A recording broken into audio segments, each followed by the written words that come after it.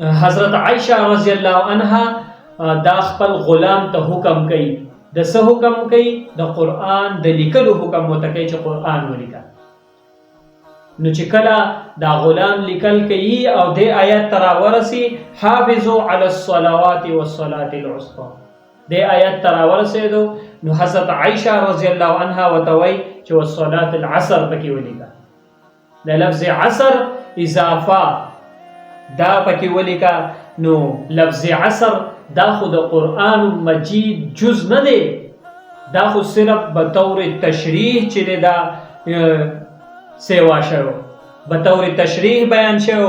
نو په دغه زمانه کې چې دی د متن او د شرح هغه امتیاز چې و داسې صحیح راجع نه و.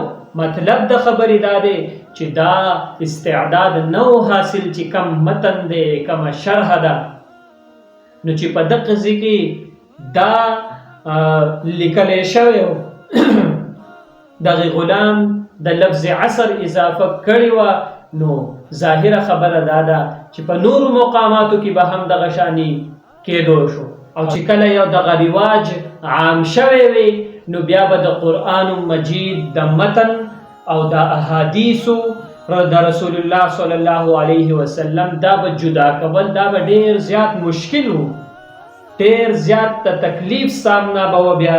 نو په دغه وجه باندې چې دی د رسول الله صلی الله علیه وسلم دا حکم دا په ابتدایي زمانه باندې محمول دی، او وروسته رسول الله صلی الله علیه وسلم په خپل باندې چې د اجازت ورکړی دی او بلکې حکم کړی دی په یو موقع باندې د فتح مکې په موقع باندې چې د ابو شاه یمنی په درخواست باندې هغه خطبه لیکلې شوې ده، او داسې نور روایت هم موجود دي چې رسول الله صلی الله علیه وسلم په خپل باندې د احادیثو د لیکلو اجازت ورکړی دی، حکم ورکړی.